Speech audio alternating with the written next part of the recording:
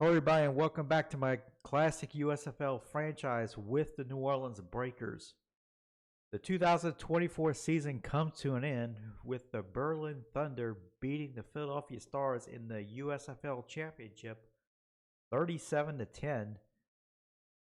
A game in which the Philadelphia Stars were without both their starting tackles, and because of that, Jalen Hurts just didn't feel comfortable in the pocket all game long. So congratulations to the Berlin Thunder on being the USFL champions. Of course, the Breakers season came to an end in the divisional playoffs against the Chicago Blitz. And so it was still a relatively successful year for us. Hopefully we can take that next step and maybe win a USFL championship this year. So let's go in game and see how the team has changed during the offseason, as we've had some player retirements and we also had some player regressions. Let's go ahead and take a look at that. So retirement wise, we didn't lose too much. We did lose Tony Jefferson, backup safety. So we're going to have to acquire at least another strong safety, either through draft or through free agency. As Tony Jefferson, we only had two strong safeties on the active roster. But other than that, we ended up okay. Now, one thing that did hurt us this offseason is we have a couple of aging running backs on the team who regressed significantly. Of course, we have Austin Eckler and James Conner, who both have hit that age mark of 30 years old at the running back position in the NFL, and that's when you can start to see steep declines at that position. Austin Eckler he lost his development trait. He was a superstar development, and he went all the way back to normal. And as you can see, he lost a lot of ratings points there. He lost 10 points in his change of direction alone. So that was not good to see. And of course, James Conner as well. He lost his star development, and as you can see, he regressed significantly. So both of them now down to the low to mid 70s ratings wise. Now we do have a lot of money invested in them, but because I don't think we're not in that bad of salary cap position, I think they are probably going to end up releasing Austin Eckler, as we need to get younger at the running back position. And I've been impressed with our younger running backs on the roster. So I'm willing to eat Austin Eckler's contract, but we still need kind of a bruiser type running back on the roster. And so I'll probably end up keeping James Conner. Some good news: Dre Greenlaw, our starting linebacker, he's up to 90 overall, and he increased his development trait to superstar dev. So that is good to see there.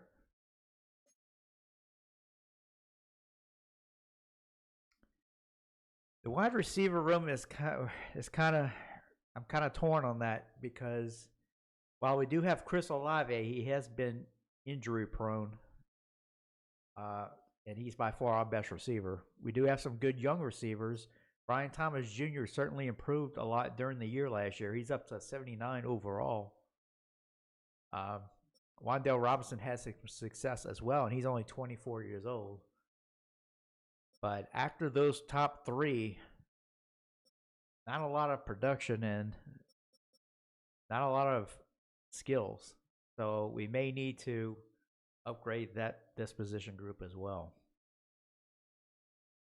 Quarterback group, nothing much has really changed. CJ Stroud had a pretty good year last year. He didn't upgrade his development trait or anything, or he hasn't regressed. He's only 23 years old, so pretty much the status quo. I was happy to see Bailey Zapp's improvement over the course of last year. He's up to a 71 overall. So hopefully he can improve some more during training camp and over the course of the season. Tight end group, Juwan Johnson had a good year. Behind him, though, it's a pretty steep drop off. I would like to improve the depth that we have behind Juwan Johnson, as Granson's just 70 overall at this point, and we just haven't had a lot of production from this group. Along the offensive line, of course, we have Christian Darrisaw, still our starting left tackle. He's only 26 years old, so we should be in a good shape there. I think we can improve the interior of our offensive line, though, especially at the guard positions. David Edwards is our best left guard at a 73 overall. Brian Barton is a solid starter. He's a 77. He's young. At the right guard, we have Mekhi Becton Sr. He's at a 79 overall. But they're definitely not an elite set of guards, however. And at right tackle, we have Anton Harrison. He's at a 79. So wouldn't mind if we ever get our hands on an upgrade at one of those offensive line positions, I wouldn't mind that too much. Along the defensive line, we have Travon Walker still. He's at 84, young player, only 24 years old. On the other side, we have Galaja Cansey and we have Malcolm Kuntz. So they're two players who are pretty close to each other, not too old. At the defensive tackle position, of course, we have Chris Jones. He regressed slightly, but not too much. He's still at a 95 overall. So even at the age of 31 years old, he's still holding his own there. But as you can see, we have a big drop off after him. We may look into upgrading this position group here, as there's a big drop off after Chris Jones.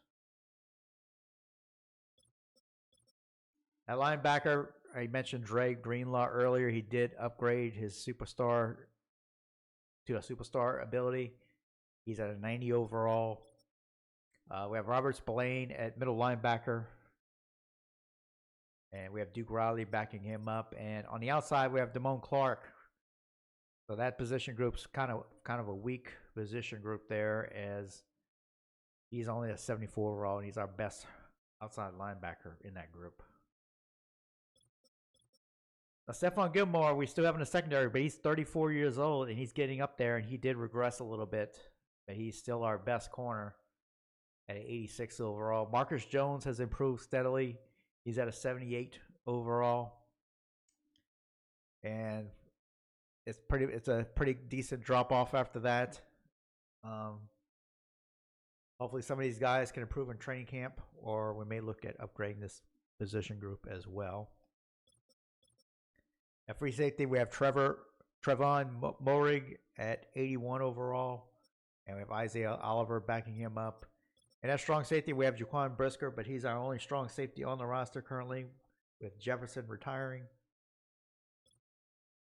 So we'll have to acquire another strong safety somehow. And we still have Will Lutz at kicker. He's a 76 overall.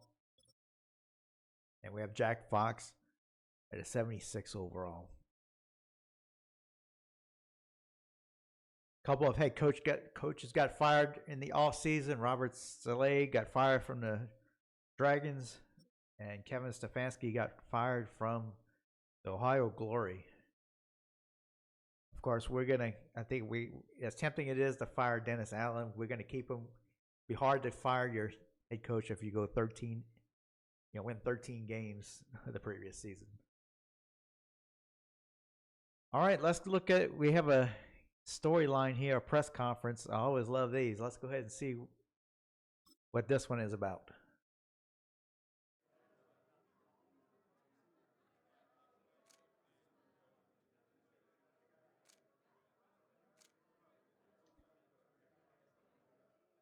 Coach, let's talk about the next few months.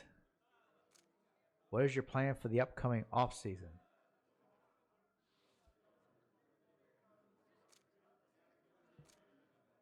I want to make sure we win the draft. How about that?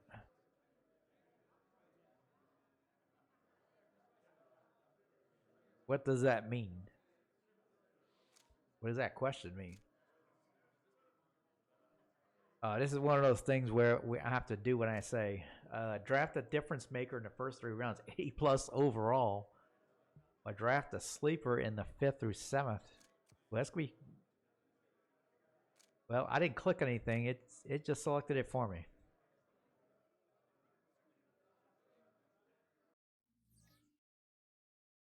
All right, I guess that takes care of that. So we're at the re-sign period. I've pretty much re-signed all the players I wanted to over the course of last season.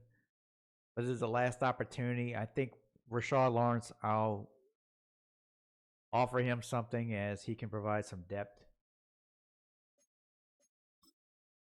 Although he's not very keen on signing with us,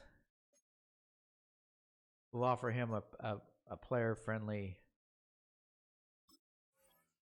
offer there. He's not going to sign. So with that, I think I'm just going to stay pat with the re-sign stage and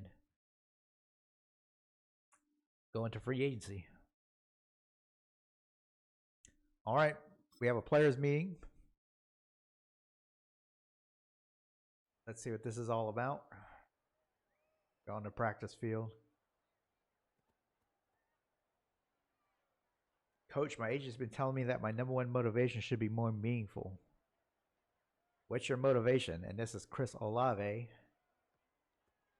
I hate the cold.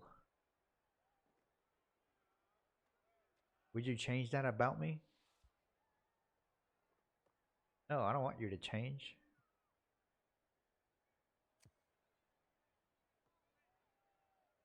Reggie says we're playing in an indoor stadium. I appreciate it, Coach. You're in trust with this player by accepting who he is. His morale is increased by 20. All right. I need him to not be injured. That's what I need him to be.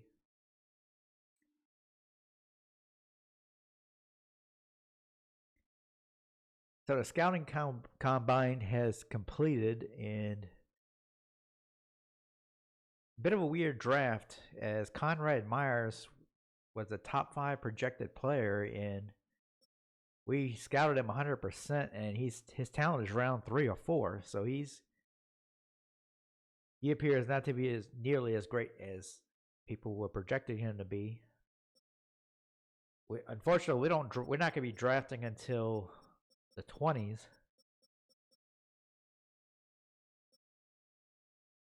And they look to have a couple of tackles that might be available when it comes to time for us to pick.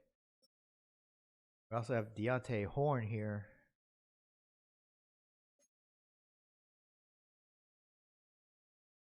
Although his combines are not that great. He has a good shuttle, that's about it. And we don't have him scouted that much. So lots of question marks in the draft so far. There's actually a lot of running backs available in the free agency here, and that is definitely going to be a position we want to upgrade. And so I think we're going to make an offer here to Tyler Algier at running back here. He's pretty young. He's only 25 years old, and he's a power back, and he can be our replacement for Connor. And he is interested in our team, so I'm going to make a player-friendly offer to him for 5-year deal here.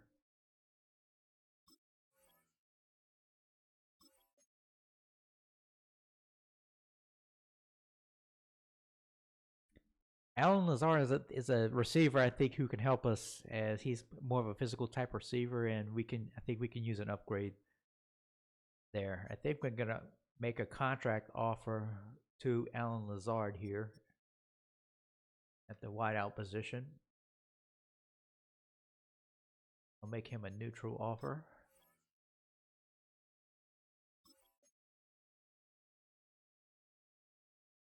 Not many great interior linemen, which is what we need.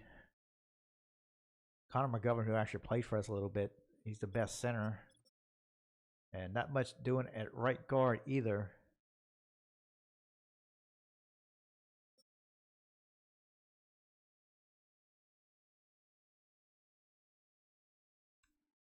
I would like to pick up a strong safety early here. I have Jonathan Abram here. Still only 28 years old. Why not take a flyer on him?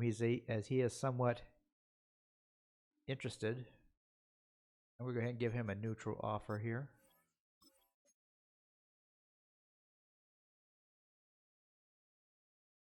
All right, and after evaluating the offers, we were able to sign Tyler Algier, running back, and Jonathan Abram at safety. I think Javon Hargrave can help us this season. He's 79 overall. He is 32 years old, so I think I'm going to offer him a 1-year deal here, or make that a 2-year deal.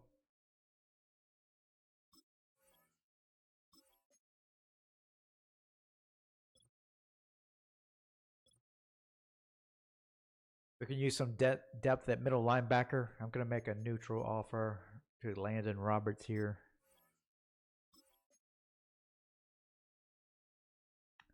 All right, we weren't able to sign Lazard at receiver, so I want to make a contract offer to Paris Campbell here. We'll do a player-friendly offer here.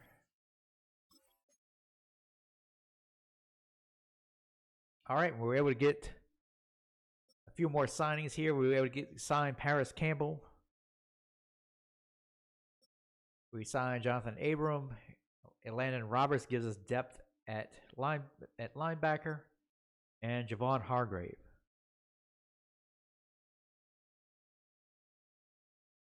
Let's see, I think I'm going to try out Jerry Jacobs here. He is very interested in joining. He's a 75 overall and would give us depth in the secondary. You make him a neutral offer.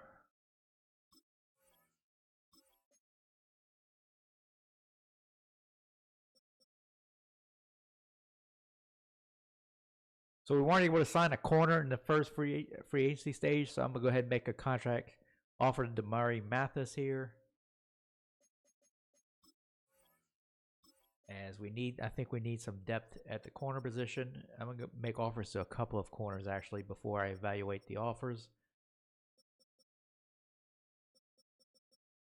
If I can get one of these guys that really aren't that interested. Darius Phillips here.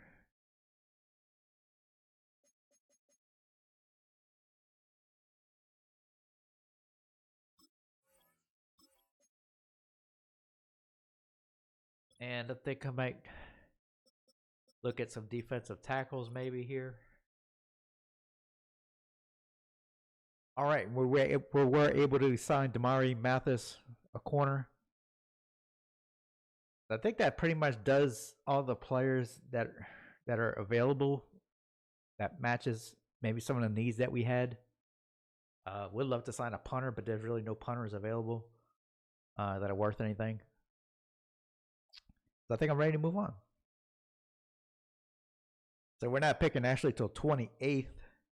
And in the latest mock draft, they have us picking a running back, Damon Gabriel, out of BYU.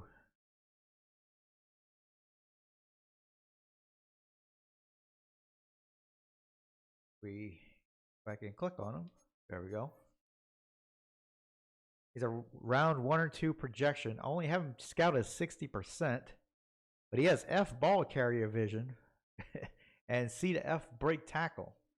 So why in the world would he be a round 1-2 projection? Let's see, the player notes say he shows good ball security at times. He needs to work on simple concentration drops, fights for every, avoids big hits, excel at creating yards after the catch. So he has elite acceleration. That's probably what's bumping him up there. And he has great agility as well and great speed. So he seems to be more of an elusive type running back. At his pro day, he was the fastest running back and also the most agile, as he was the first running back in the 3-cone drill as well, both at the NFL Combine and the college pro day.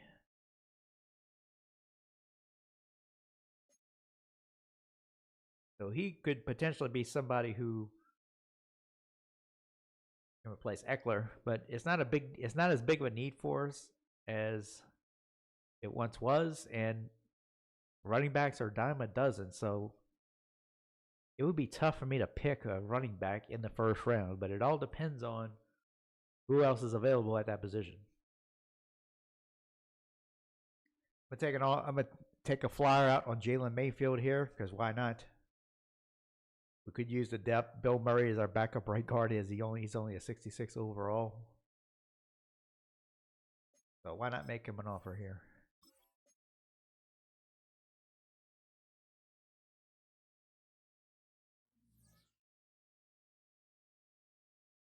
And we were able to sign Jalen Mayfield, so that's good. So we're at the summary stage of free agency. Keenan Allen, the best player that was available in free agency, goes to the Jacksonville Bulls on a 3-year deal. We actually got the third best player in Tyler Algier. And Damian Pierce goes to the Barcelona Dragons. Brian Robinson Jr. was available, and he goes to Baltimore. A lot of movement by running backs, it seems.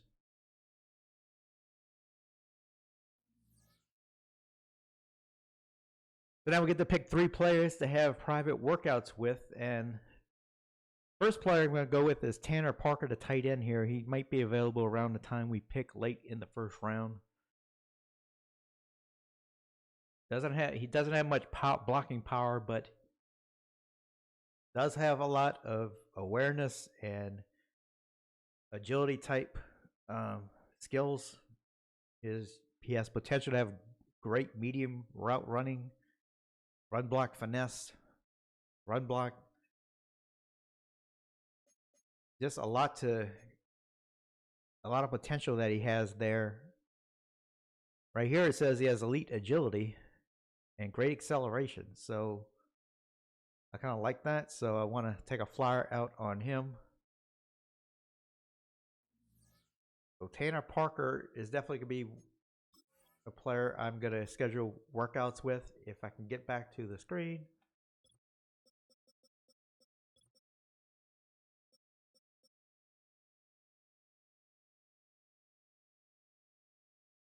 Jeremiah Brown's another player I would be interested in doing a private workout. He first in 3-cone drill, first in 20-yard shuttle, first in bench press among defensive tackles. So definitely, and he might be available around the time we pick. So I'm going to schedule a workout with him as well. And for my third pick, I'm going to go with Mark Sapp, outside linebacker. He has elite strength. And led all outside linebackers in bench press during college pro day. So he would be my third pick for private workouts.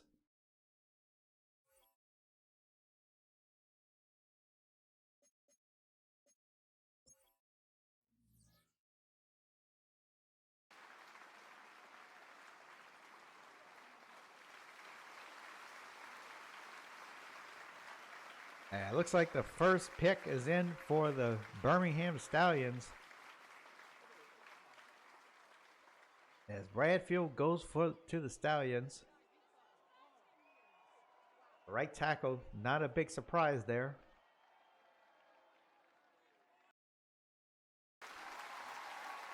Much better presentation for the draft this year in Madden 25 as the Vipers make their pick.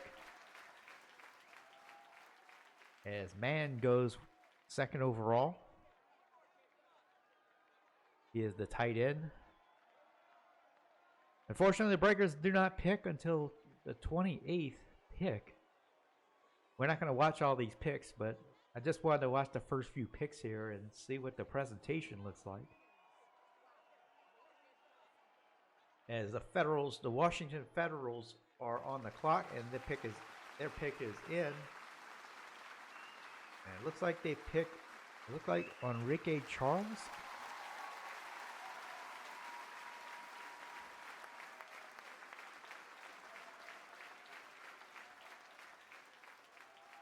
No, that's Morales. Eric Morales. It'd be cool if they put the player position and name like on a screen as an overlay, so you can clearly see who the picks are instead of having to look at the draft board on the back in the background. So skipping on to our pick at 28, and looks like they did have a couple of players drop to us in quarterback Philip Schneider, who after scouting is more like a round or two or three talent. I'm not really interested in picking Schneider here. But one pick that I would be interested in making here is Miles Mays out of USC.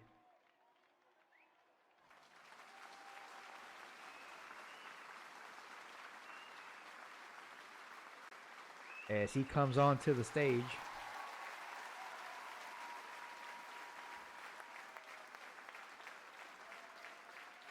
It is a position of need for us.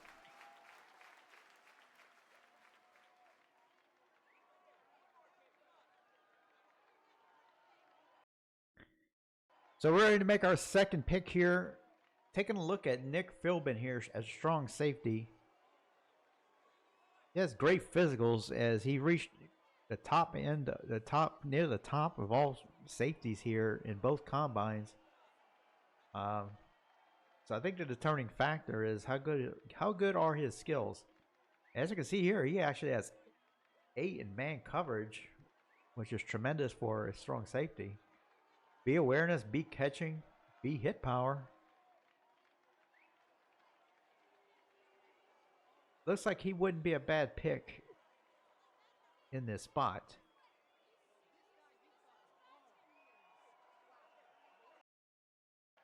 Edward Hanna is another strong safety available in the same area.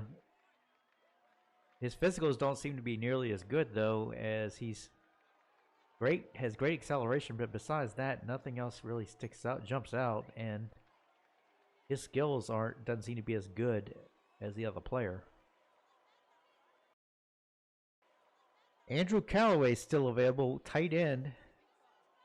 And look at the physicals on Andrew Callaway. Great acceleration, great agility, elite jumping, great speed, and elite strength. And he has great combines. He has A awareness, A catch in traffic, A spectacular catch. How is this guy still available? I think we're gonna make I think Andrew Callaway is gonna be the pick here. He has to be the player. He has to be the pick. We're gonna go with it.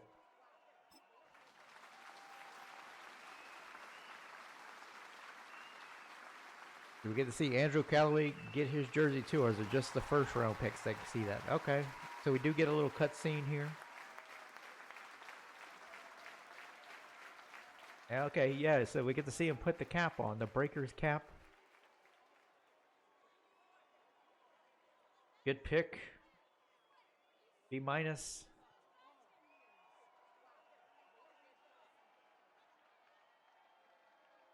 You can let me view some things here. Okay, hidden development.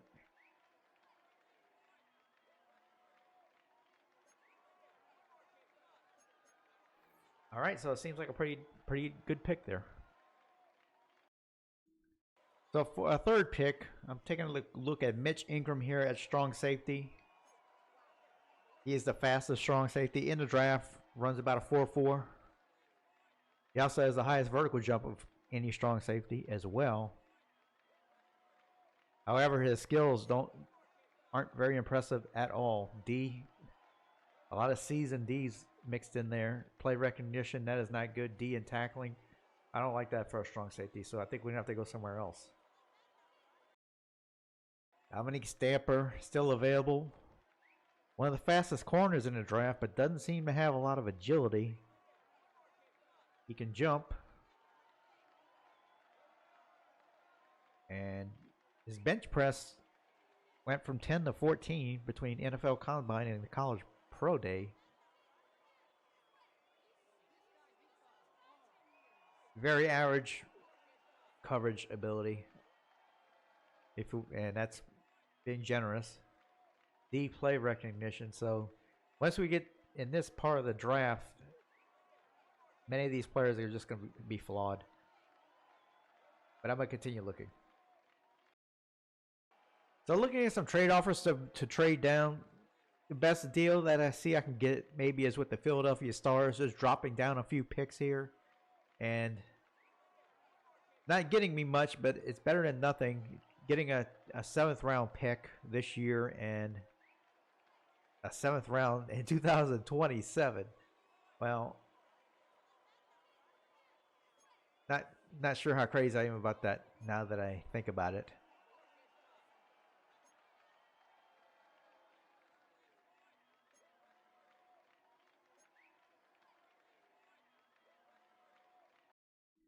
All right, I think we're gonna go with Darryl Sutton here, a defensive tackle out of Georgia, with our third round pick.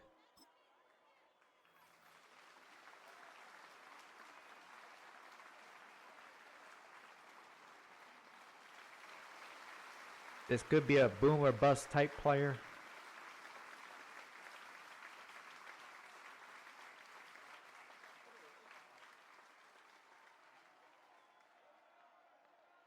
Average pick, C. Strong core and base, good awareness and reaction as a defender, okay. Normal development, unfortunately.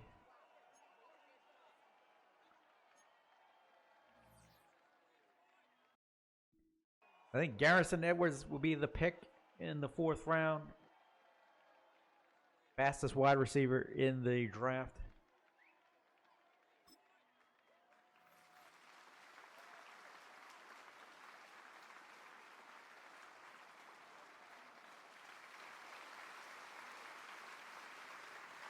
This pick seems to be kind of a gamble as well.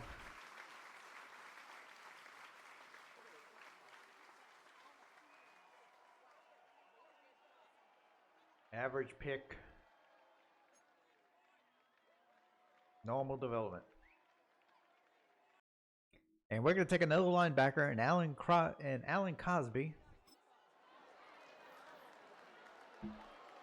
As at this point, we're taking best player available.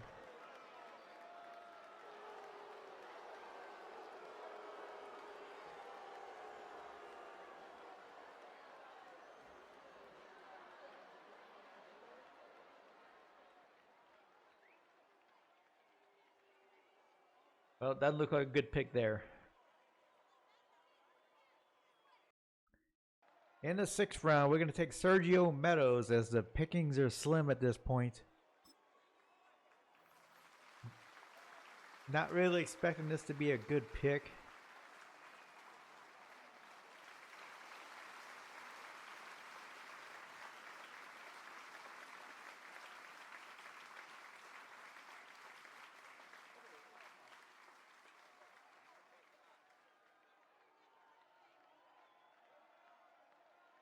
C minus, better than last time. And let's see. Nope, normal development. So looking at the draft recap, we only had 6 picks in the first 6 rounds. Miles Mays ends up at a 73 overall, our first pick. Andrew Callaway ends up being our highest player in the 2nd round at tight end. And that was probably my surest pick that I had in the draft. Ends up being a 74 overall. Other than that, not very impressive. Looking at the overalls for all the players drafted, looks like Antonio Bradfield ends up being a bit of a not as high as anticipated. He ends up only a 72 overall. A couple of the tight ends ended up pretty high. Teddy Young went all the way in the 10th pick, ends up at 80 overall, and as well as Chuck Rollins, 80 overall. I believe that's the highest players. Yep, 2 tight ends. 3 of the top 4 players, all tight ends.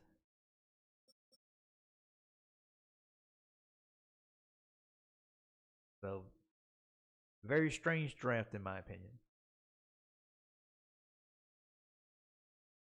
All right, so we're using the training camp utility here in the Madden Trainer tool to simulate training camp, which basically simulates 5 or 6 practices back to back, essentially, so that players can develop rapidly during training camp, or in our case, not develop. As we can see here, I did sort the roster by years pro, so I want to see how the younger players did in training camp. And as you can see, we did not get much progressions at all. We even got some regressions. Miles Mays, our first round pick left guard, he did make a modest gain, jumping to a 74 overall, but not really not many gains there. Unfortunately, Andrew Callaway, our second round tight end, who I thought was the best player we drafted, he actually lost some change of direction, did not make any gains at all. Alan Cosby, same thing, rookie linebacker, had as many losses as he did gains there. He remains at a 62. And Sergio Meadows even lost some ratings. He dropped to a 67 overall. So 4 of our rookies actually lost ratings. That is not what I wanted to see there. Although we did have a lot of our players who were rookies last year did make some gains, as you can see, as we had 4 players jumping up 1 point in overall there. And even a lot of our second-year players made gains as well. Anton Harrison, our starting right tackle, made 2 points of gains. He's up to 81 overall. C.J. Stroud gained 1 point of awareness, potential awareness, but didn't make any gains other than that.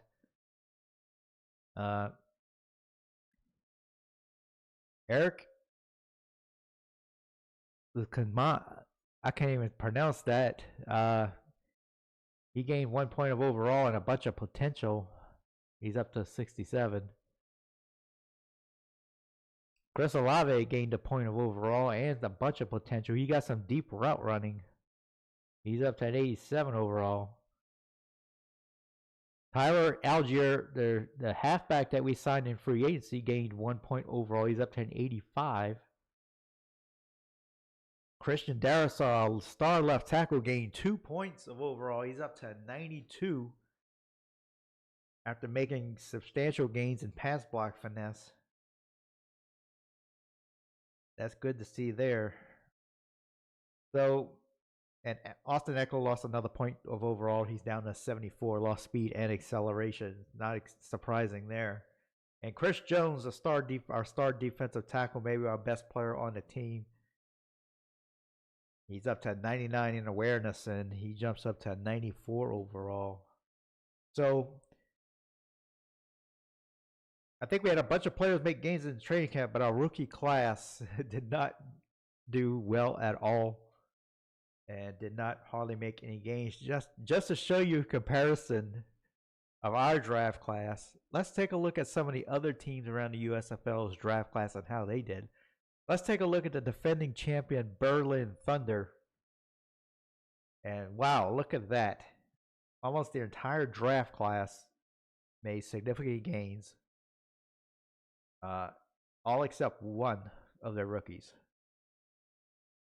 So you had one of their rookies went up 4 points of overall from a 65 to 69, quarterback Bernard Simpson. And then you had another player, Brian Kennedy, a defensive end, goes from a 67 to a 70 just in one training camp. Let's take a look at the Jacksonville Bulls. Carlos Miller, left tackle, had an elite practices during training camp. He went up 5 points to a 77 overall. So that just goes to show you how much some of these players, especially younger players, can make, how much improvement they can make during training camp. And we definitely did not do that.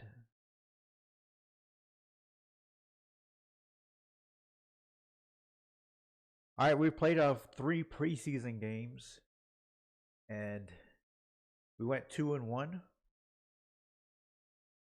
Bad news is our rookie class is not doing very well. They're not progressing at all. As you can see here, I'm showing the overall progress of the players since the beginning of training camp, and I have this sorted by years pro. So the rookies are going to be at the top, and as you can see, we only had 3 of our rookies and that have gained anything from their original rating, and all 3 of them are just 1 point of progress. It's still early, obviously, but it's not looking good so far. We do have our rookie class from last year progressing better. We've had a couple of them, Kalen King and Makai Wingo, improve a couple points there. Looking at the team from overall,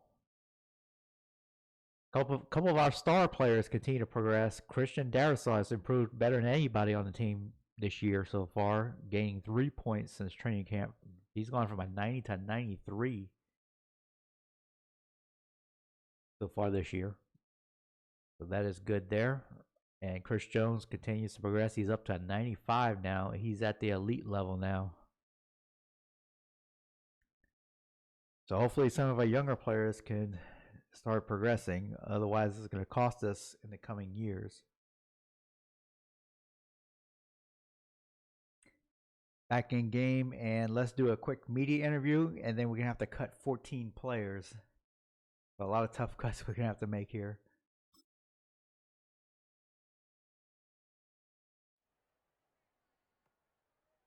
We're at the practice field. Coach, we talk all the time about a team's identity. What can the fans expect from your offense this season?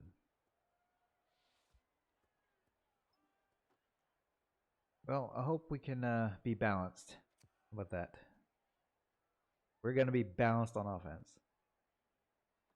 At the end of the year, what would a successful season look like?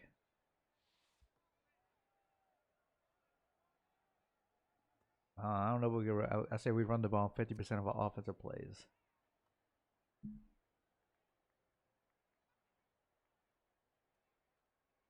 And I'm sure that's a realistic thing. The reporter's going to check back on us at the end of the season to make sure we kept our promise.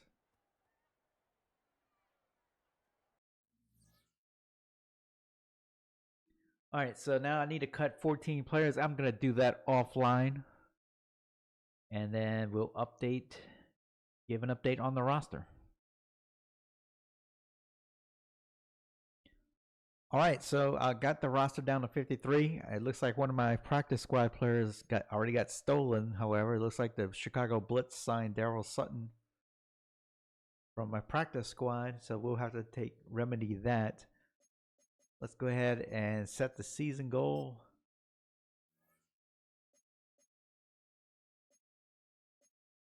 I mean, I think we're going for the Super Bowl here.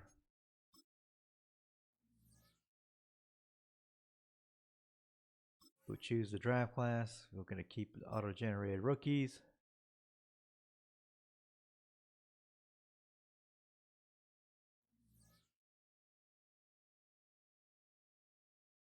Let's do the media interview.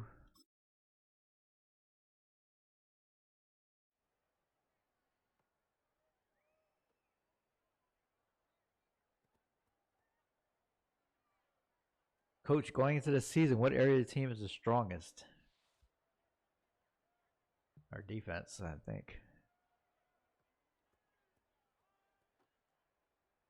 So if the defense is strong, what part of the offense worries you the most? Now let's say the passing attack.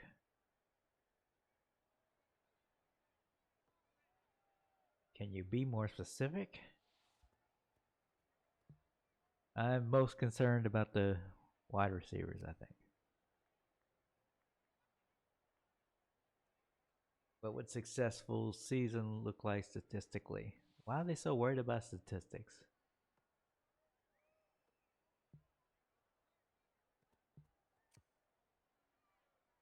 Our starting receivers combined for 175 receptions. All right, because that's what reporters worry about.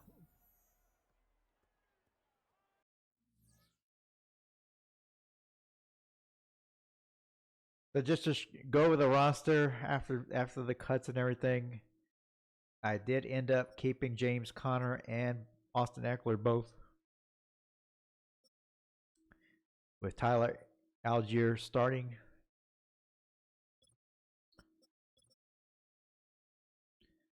At the wideout positions, the main difference here is Paris Campbell is in as the fourth receiver. Javon Baker is in there. Garrison Edwards, the rookie from Memphis, he's like an elite kick returner. So that's the only reason why he made the active roster. So he's slotted in there in the sixth position. At tight end, Juwan Johnson once again starting. The new addition is Andrew Callaway, our second round pick. He's backing him up. And then Kylan Granson is in the third position. Of course, Garisaw is the starting left tackle. Miles Mays, our rookie, hasn't really progressed that much, and his morale, everybody's morale is down, it seems. So he's really at 74 overall, but his morale is bringing him down to 72. He's starting at left guard. Graham Barton starting at center. We have Becton slotted in, still starting at right guard. And Harrison has been progressing in the offseason. His morale's hurting him, but I think he's up to an 81 or 82 overall in reality. Travon Walker still starting at defensive end. Canty and Kuntz still at defensive end there. Not a whole lot of changes when it comes to starters. Chris Jones, Javon Hargrave, and Mekhi Wingo. Greenlaw still there at linebacker. Spillane and Roberts backing him up. Damone Clark is back, starting at outside linebacker there. We did bring in some corners to provide depth, like Darius Phillips, who made the team.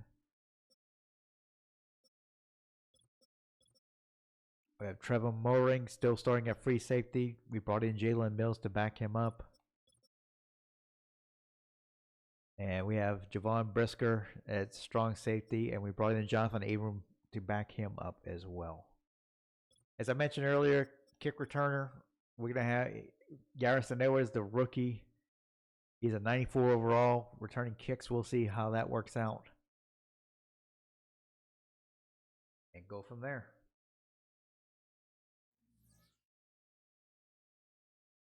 All right, and Jamal Hill looks like a good candidate to sign to the practice squad to replace the player we lost.